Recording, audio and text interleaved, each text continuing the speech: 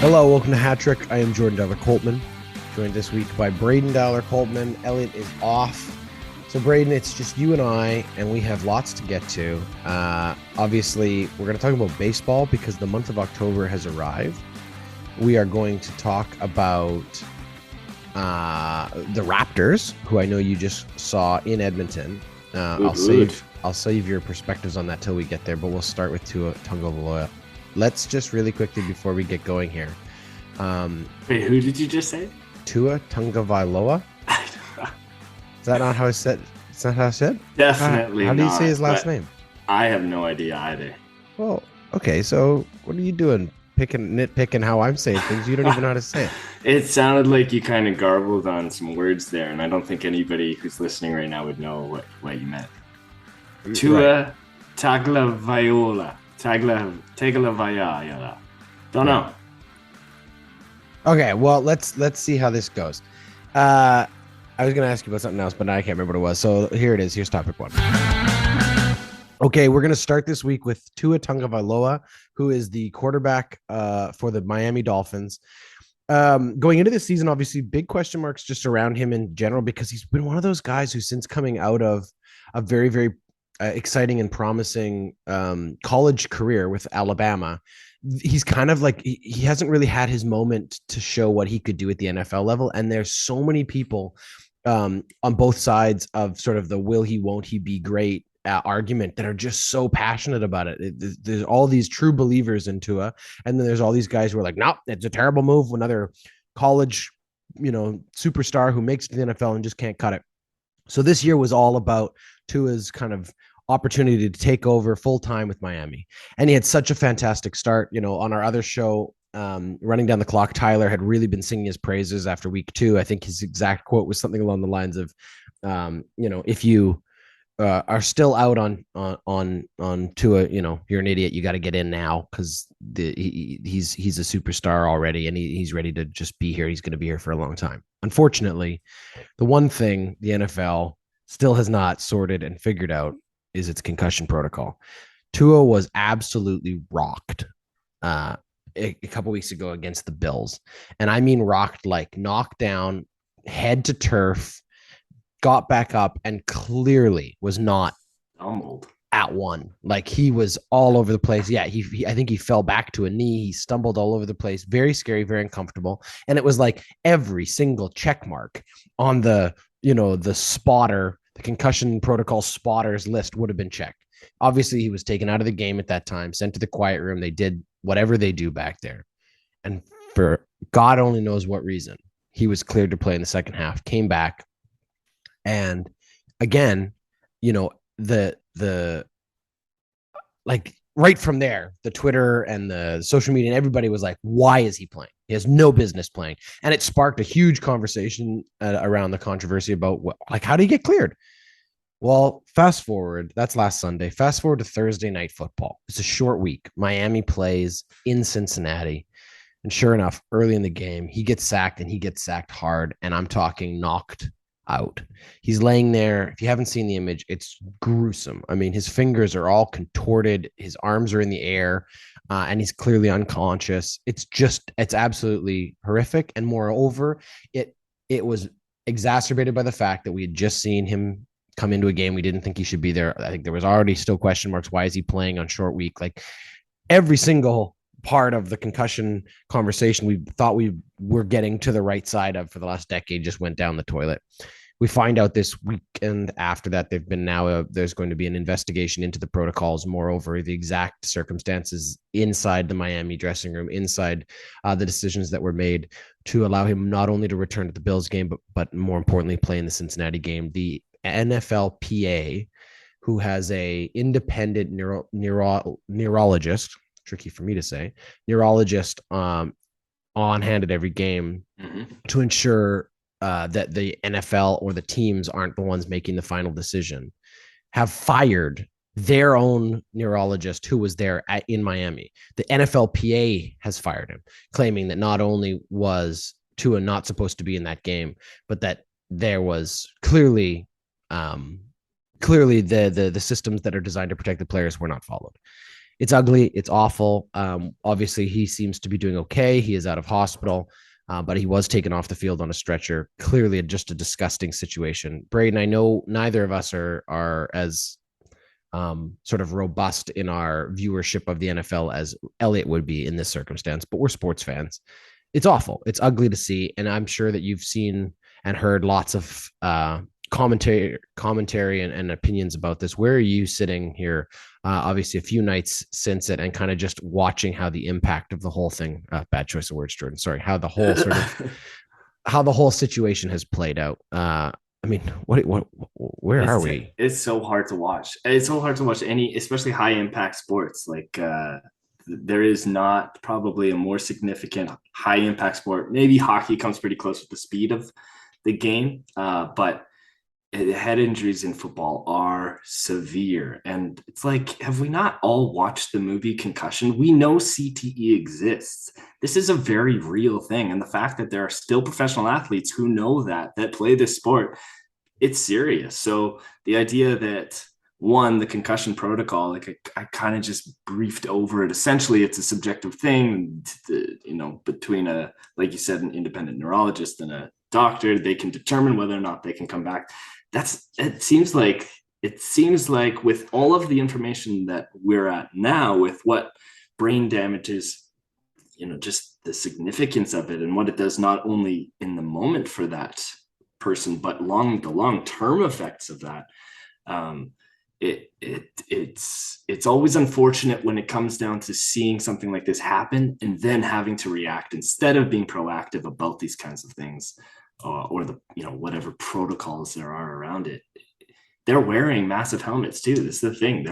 They're equipped, but they're not well equipped to be able to take that kind of force or that kind of impact from that was gruesome. It's gruesome to watch what happened to Tua. He got basically slammed over the shoulder and the back of his head smacked the ground, and what looked like broken fingers was literally just an effect of brain damage. The nerves all, vibrating and seizing up, and it's just terrible to watch. It's scary, and I'm sure it scares all of the players that are on the field who now have to continue to play the game, knowing that is a serious risk. And also, somebody you were just playing with has suffered something like that.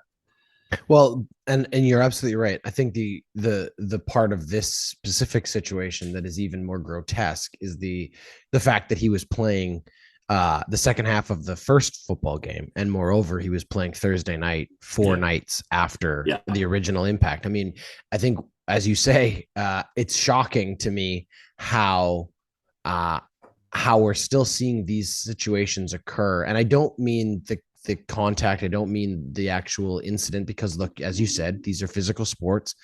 The players participating in them are fully aware that they are subjected to severe trauma, physical trauma. Head trauma is part and parcel of some of these hits, and it can happen. Just as football is rife with knee injuries and ankle injuries and all kinds of other things. There's an assumption that you are taking a certain risk playing the sport. Okay, so that's there. But there should be, I think, also an assumption that when an injury occurs, there are protocols and, moreover, medical professionals whose first and only priority should be to the well-being of the athletes, not to the integrity or organization or whatever. Totally. And these situations like this obviously call that into question, and that's where this gets very, very controversial, because again, not only should he never have been in a position to take the second hit only a few days after suffering a severe head trauma, which they claimed at the time was neck and back injury, which is just ridiculous. When you see the like, do these people not think that we all watch football? I mean, there's like 40 cameras in well, there. That's just, and then to moreover to my point here of it comes down to the doctor and the people who are medical professionals, but there are also other people responsible for the well-being and safety beyond the medical professionals. There are how many individuals on that coaching staff? There are all of the fans who want, it's not getting past people watching something like that severely happen to, when an injury happens of any kind, it's attended to. You don't want a player playing with a broken anything. You don't want, so why would that be any different with head injuries? Well, and finally, I think obviously neither of us are doctors, neither of us are experts in brain trauma, but like it's not hard to see these things happen. And again, as you say, like grotesque, horrible. It's just it's difficult to watch, but it makes me as a fan of sports in general. Every time these things, I get so frustrated by first how it's covered, and then secondly how we act almost surprised, like that. How could this happen? And it's like we shouldn't be surprised anymore. We like this happens so often. The original incident reminded me of Paul Correa laying there on the ice after Stevens, right? Where like everyone at home and in the building knew how bad what they watched was. And you go talk to some of those players who, after their careers are over, are suffering the long-term effects of CTE or just even multiple concussions. And the reality is it's like in the moment, you're making a decision based on, winning and glory and all of these stupid ideas that have been built up around the culture of these sports, man up, toughen up, go out there, walk it off, all this kind of shit. And the truth is, at the end of the day, you get one life on this planet. You get one opportunity to move through it. Yes, you happen to be an absolutely elite athlete in a specific sport, but you have to and must always take your health and well-being first and paramount, because the opportunity to play that sport is going to be limited by these injuries if they keep happening. And now 2 of them in 1 week, like that is not where you want your brain to be. I'm sorry. Of course. And Tua is going to say, put me back in and I'll make sure it doesn't happen again. He doesn't have that guarantee. He can't. No, so, right. But to your point about Paul Correa, that's a situation, and that's a common situation in the NHL where that's something they're trying to mitigate from the game because of the act against, like the aggressor that makes that happen. Scott Stevens hit him directly in the head. The situation with Tua, they can try to mitigate tackles, but that specific tackle was such to the point where, he suffered that kind of an injury. Is that something that, I'm sure that tackle feels terrible for injuring Tua, but was there something he really could have done in that situation? Maybe not with such force, but you're playing with such intensity. Yeah. How do you get away from it sometimes? Well, no, I think again, he should never have been on the field to suffer the second injury is what I'm saying. Absolutely. Because look, that injury may still have occurred, right? It may still have occurred, but think of it this way. It's like if you suffered a car accident and experienced some trauma and then you went to physio and you healed and you were technically back to some level of 100%. Sure. And then a year later, you were in another car accident. You may still suffer a second injury, but you're not still not in the original trauma. And in this case, when it comes to these brain injuries, as we know, there's a very slow progression of healing going on inside that brain that we don't always understand. And we've seen examples like Sidney Crosby, who suffered multiple concussions in a single season and then had to take basically an entire season off to allow his brain to recover. And to his credit, came back post that period of time and has been elite since, has been able to actually carry on his career, and has yet, I don't think he's suffered another major concussion of any kind since then. Now that may be because he's playing differently, or moreover, he just made sure that he allowed at that point, his brain to actually heal to some level. And since then it's been able to, withstand small bumps and whatever else. But in this situation with football, because you're playing such a short season in terms of games and you have all of the stakes on the line, and Miami's having a great start to the year and clearly the peer pressure and the sort of corporate pressure from the organization made too big of an anyway. We'll see how it plays out. Obviously, it's now pretty obvious to everybody involved that this was just an absolutely disgraceful situation. And I think the investigation that the NFLPA is conducting right now will be very interesting and hopefully have some actual teeth in terms of whatever its recommendations or findings are. But I wouldn't hold my breath on that either. Let's leave it there. That's topic 1.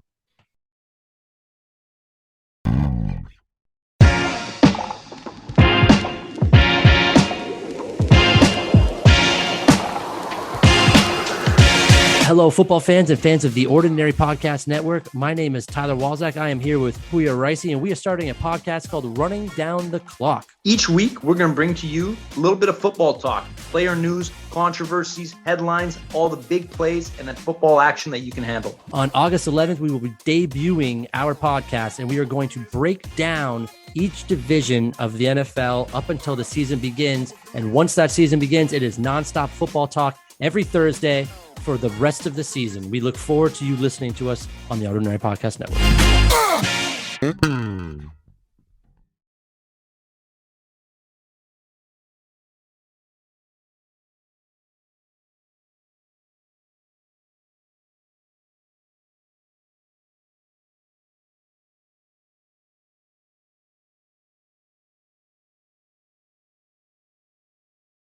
We're going to jump right into topic 2. And I know, Braydon, you're very excited about this one because the Toronto Blue Jays are going to play some postseason baseball. And Elliot's not here, but the Padres are going to play some postseason baseball too. We know pretty much how it's going to line up now in terms of who's in and who's not. There may be one or two teams that are still able to sort of change whether they're the second or third seed or la la la.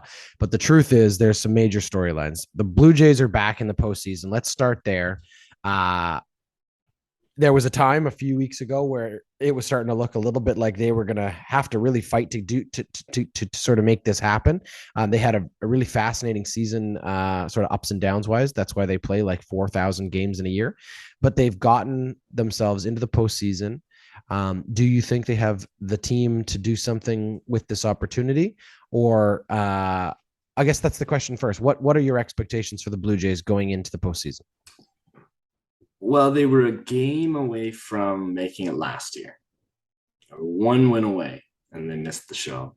Their whole marketing plan this year was the trailer. This is the feature. And I feel like they have put themselves in a very good position to they've got a lot of momentum coming off of the last few series. They've been playing, some of their depth positions in the lineup more just to save a bit more energy. It's nice to feel like they're in before, they got a week here before playoffs even happen, so they can really mentally prepare for this situation. My expectations are high. Obviously, I feel like this team is primed to be able to do great things, but my expectations are also tempered in just so as much as this is their first opportunity here. This is the first time this group has been there. The Jays were there and made a serious run in 2016 with a very veteran group, but that was the old guard, and this is the new. There's a lot of young energy, youthfulness that will be the future of baseball, and I think it's just this is where it starts for the Jays and their postseason excitement. Should be good though. Like I don't know who they're going to play. That's the problem. There's a few different options that would. Well, I want to talk about that for a second because obviously, being on the West Coast, most people out here are still Blue Jays fans if they're Canadian. But there's obviously also some attention that gets sprinkled in there with some Mariners fans, and it has been a very long time for the Seattle Mariners. Yeah, pretty exciting. Years.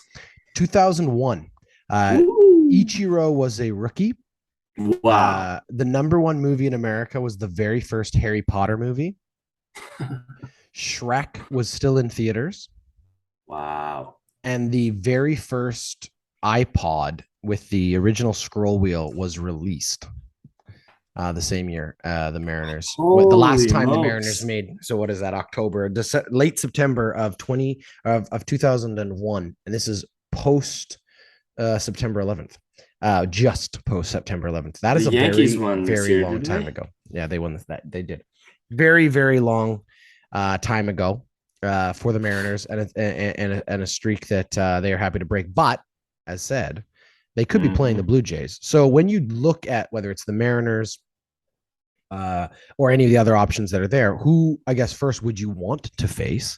And then what do you think those options sort of how do they match up for the Blue Jays in terms of what it would either be them or Cleveland, I guess. Yeah. Oh, pardon me. No, or Tampa. Because there's no great option.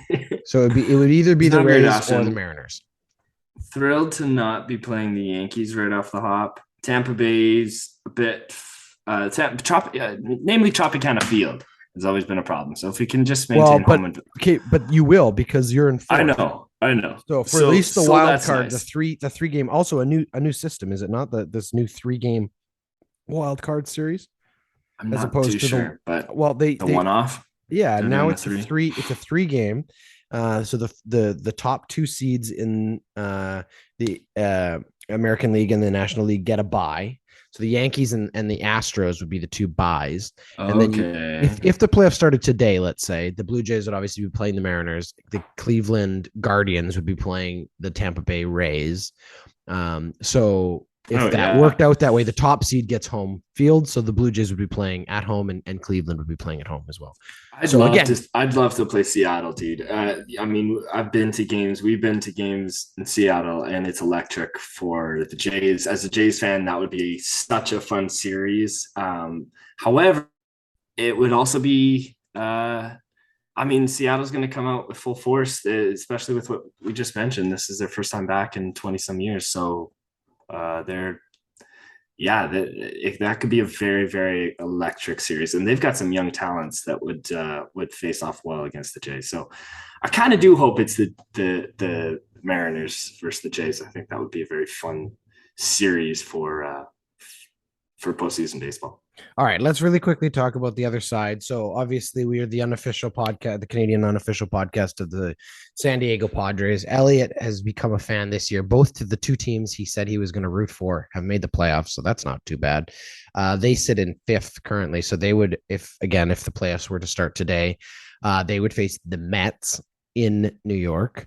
The other option would be the Phillies, who are chasing San Diego still. I'm not exactly sure how that lines up there. The Phillies aren't looking good into the playoffs here. But regardless, that's there for San Diego. I guess the big question is, does San Diego have a realistic chance not only of getting through the Mets, but if they do, they're going to face the Dodgers? I mean, are the Dodgers beatable right now on that side of things? The Dodgers ever beatable? As long as they have $100 billion, they get to do whatever they want, and they win every game that they want to, especially this year. That's how I feel about the Dodgers. So I'll take it a no. Yeah, that'd be a no. But regarding any other team in the NL, I feel like the Padres are going to be just fine. Again, this is kind of like they're now grooving into being postseason consecutive year returnees, perennial postseasoners. And I feel like the Padres they're going to start to click. Soto just got there. He's getting his groove. He had a bit of a slump there for a bit. Maybe he was mourning the loss of Tatis Jr., his buddy, but I think they're going to be just fine in the postseason. All right. So it's obviously a little early, but let's just play this out for fun.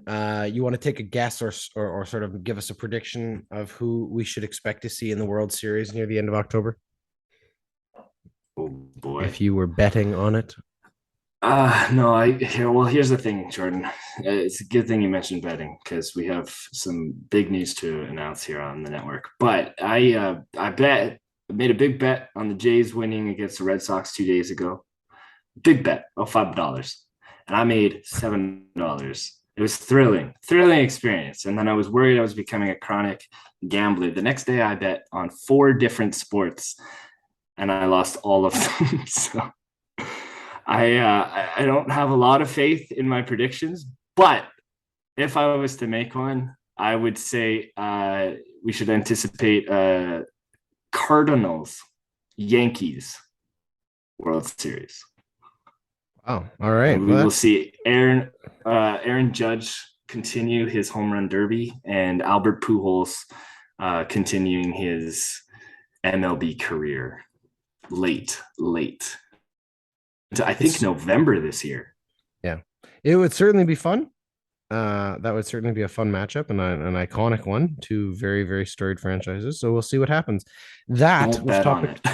Yeah, that was topic 2. Do you like fast cars? Do you like when they race?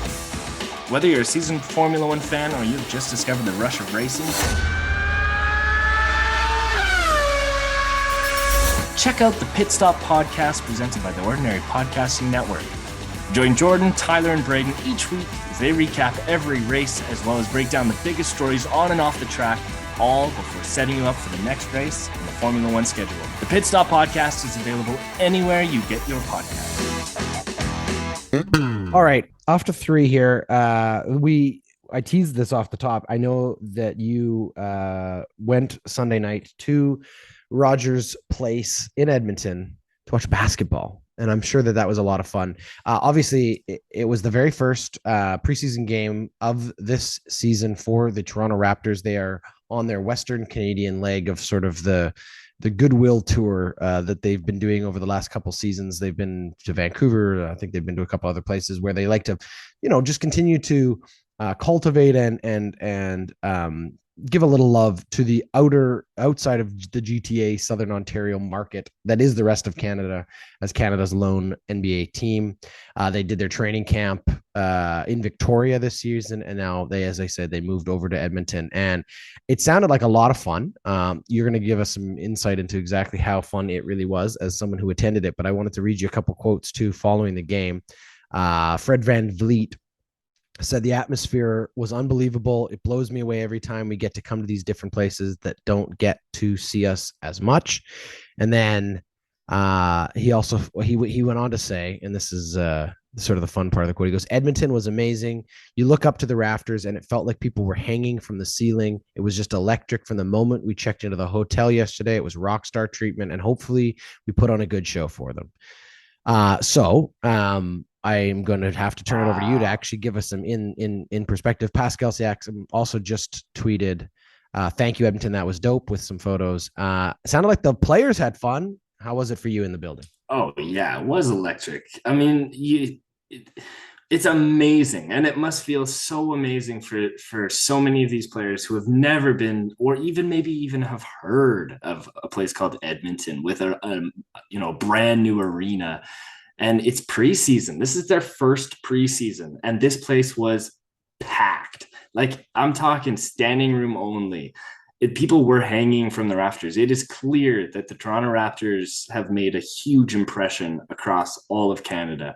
We saw it with the Canada men's soccer team. These places really, really care about sport. And I think the Raptors have just done an absolutely fantastic job at cultivating the culture of basketball and making it something that is, one, accessible, but also fun to watch for so many different people across the country. To see Matt Devlin courtside, to see Nav Superfan in the building, to see the Raptor, who's one of the best mascots in all of the NBA. There's just some really world-class things that Edmonton was able to receive. Montreal is going to be able to get some of that as well, some of that love. They've been to Vancouver, and I just hope they continue to do this kind of thing. If anything, it proves that there are markets for the NBA. I can't say that Edmonton would maybe be able to host the infrastructure for a team full-time, or Vancouver, but it's just very, very clear that there is a following and there is significant interest in basketball across the country.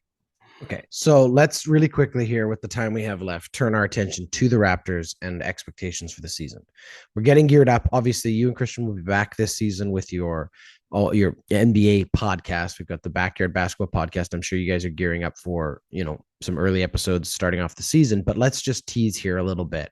You're a Raptors fan. That's your team. So we'll focus on them. But, obviously busy off season, lots going on in the NBA. The Raptors made some news. Will they, won't they? Kevin Durant. And obviously Kevin Durant stayed right where he was. So overall, you look at this team, it's young, but it's growing. You've got some guys who, a few years ago were winning a championship as either rookies or as like young players. And now they're coming into their own. You have Pascal Siakam, who's a genuine star in this league. Guys like VanVleet, who are veterans at this point. And you look at what this team has, Scotty Barnes and Anunoby. What is a realistic expectation? And moreover, what do you anticipate the Raptors being able to accomplish this season in the NBA? definitely think they have another shot at making the playoffs. Fortunately, the East has only gotten more friendly for them. I think a lot of significant moves went out west this year. There's still some very, very tough competition. Don't get me wrong. Atlanta's going to look very different. Boston's going to be just as good. But for the Raptors specifically, the X factor is it's actually kind of talking about what you mentioned with Kevin Durant staying still. Kevin Durant didn't stay still. Kevin Durant wasn't given away. Josiah and the Brooklyn Nets knew this is a massive asset and they're not just going to give him away. And the only person that they considered giving him away to the Raptors was Scotty Barnes. And Toronto and Masai and the entire organization knew that this is the X factor. Scotty Barnes is going to be a top 5 player in the NBA at some point in his career. And coming off his rookie season, going into this season, he's going to be getting a lot more ball touches. He's going to get a lot more plays run through him. He is the cornerstone of this franchise moving forward. And I think moving into his sophomore season, I think they're primed for some awesome basketball. So again, you sort of talked about how the rest of the East shapes up, but really quickly stepping away from the Raptors, let's just do it this way. Who for you are the teams you think will take the biggest step forward, and who do you think takes a step back, just league wide? Well, the biggest one would have been the team I saw tonight, which was the Utah Jazz. They got pummeled in preseason by about 40 points. And that's no fault of their own, but they just sold their 2 franchise superstars in Rudy Gobert to Minnesota and Donovan Mitchell to Cleveland, which leads me to those 2 teams. Cleveland's going to be significantly better. They've already got some incredible young talent, Mobley, Jared Allen, Karis LeVert. That team's going to be very good. And with the addition of Donovan Mitchell, watch out. Minnesota as well, Rudy Gobert paired with Cat, it's that team's gonna be very good. I wouldn't be surprised to see Portland fall off again. I'm not sure which direction quite yet to say about the Hornets. Boston's going to be a very interesting one to watch. Obviously, news came out about Ime Udoka, who's their rookie coach last year. News came out that he had inappropriate relations with a staff member and has been since suspended for the year from the organization, which puts them in a compromised position. How are the players going to react to that? How does the team respond to this? Where does that put them? Who is coaching their team? It'll be their assistant coach. I can't remember his name at the moment, but he has been with the team. So, with that said, there's some continuity, at least with some of the schemes from their attempt at a title last year. But Boston's going to have a tough time. Atlanta's an interesting one. They traded for DeJounte Murray, so Murray and Trae Young in the backcourt. It's going to be pretty fun to watch. Quickly, the Pistons, that would be a team to watch. They're going to be kind of one of those fighting for the wild card spots this year, but finally kind of coming out of the basement cellar with some of their young guys. So it's going to be fun to watch. It's going to be really great. And all that to say, LeBron James is still LeBron James. He's still going to be dominant as ever at 38-year-old and balding. There you go. So what would you consider a success for the Raptors this season? Is it just make the playoffs? Is that where they need to be? Do they need to be winning the division? How does it work? I would be concerned about winning the division. You've got Boston in the same division. If you can push and you can maintain some competition with some of those bigger teams, I think that would be one of the key goals. Facing the Warriors, facing the Grizzlies, facing the Sixers. That's going to be a battle every night. The Bucks, those teams, if they can be competitive throughout the season against those teams, that would be meeting expectations. And I think, quite honestly, second round is where I see this team. If they can find success there, that as we've seen with We the North, that only propels them further the next year. So That would be my expectations. A second round berth for the Toronto Raptors. You want to give us a hot take? Anything? Hot take? Oh gosh. Luka Doncic MVP. Nice. That's a great one. I like that. Let's leave it there. That's awesome. All right. Thanks, Braydon. You gave a little tease. We do have some news coming soon, but I can't reveal it quite yet. So you have to keep listening there, fans of this show. In the meantime, as I said, look out soon enough. Braydon and his buddy Christian will be back with a new season of the Backyard Basketball Podcast. If you haven't already checked it out, please go check out Running Down the Clock, which is on Thursdays, Tyler and Puya. And I'm sure this next episode will be very, very spicy, let's call it, because last week Puya had some bold takes on the whole Tua situation. And I think he will be eating his words, having seen how it played out.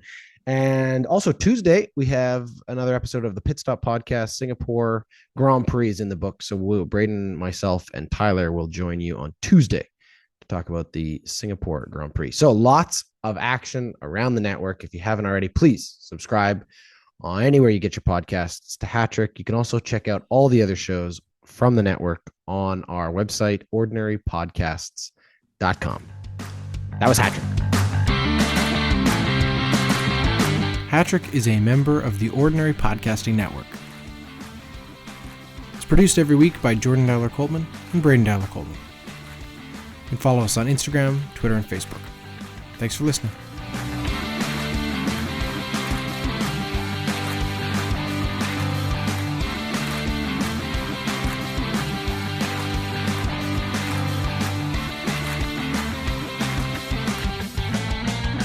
The Ordinary Podcasting Network wishes to acknowledge that the lands on which our conversations take place include Treaty 6 territory, the traditional meeting ground and home for many indigenous peoples, including the Cree, Dene, Saulteaux, Blackfoot, Métis, and the Nakota Sioux peoples, as well as the unceded territories of the Coast Salish peoples, including the territories of the Musqueam, Squamish, and Tsleil-Waututh nations. We acknowledge the many First Nations, Métis, and Inuit whose footsteps have marked these lands for generations. And we extend our appreciation for the opportunity to live, create, and share stories on these territories. The Ordinary Podcasting Network intends to engage in conversations and dialogue which acknowledge that reconciliation is not a destination, but a journey, and that we remain committed to practicing our craft in a decolonized space.